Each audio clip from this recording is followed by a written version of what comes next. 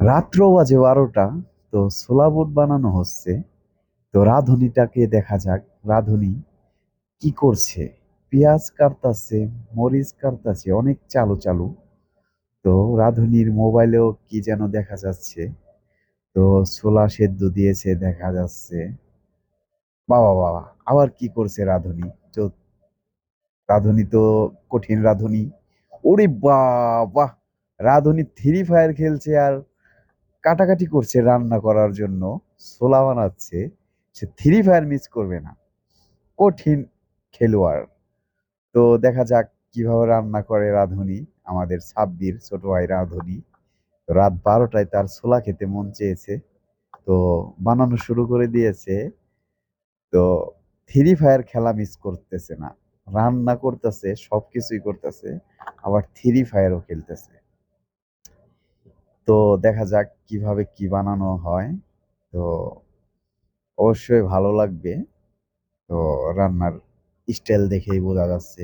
অথচ three fire খেলছে লগে। তো রান্নাটা তো ভালোই হবে অবশ্যই।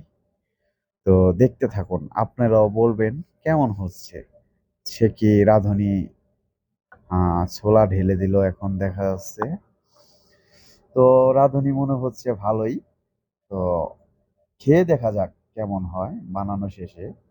খেলেই বুঝতে পারবো যে এই রাঁধুনি, থ্রি ফায়ার রাঁধুনি ঠিক আছে কিনা।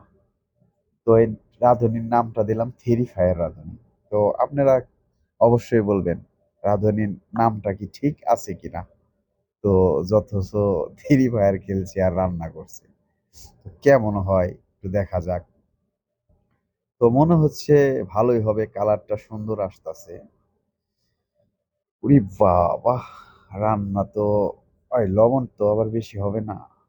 না, লবণ সঠিক হবে মনে হচ্ছে। তো রাঁধুনি ভালোই রান্না করতেছে।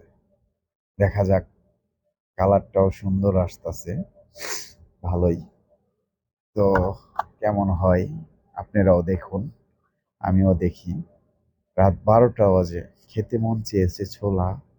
ঘুম থেকে উঠে থ্রি ফায়ার খেলতে খেলতে বানানো হচ্ছে ছোলা বুট। তো কেমন হয় একটু দেখি। তো প্রায় রান্না শেষের দিকে হয়ে গেছে। তো এখন শেষই হয়ে গেছে বলতে গেলে। তো কেমন দেখা যাচ্ছে খেয়ে দেখি। উম না, তেমনটা খারাপ হয় নাই, মোটামুটি ভালোই হয়েছে।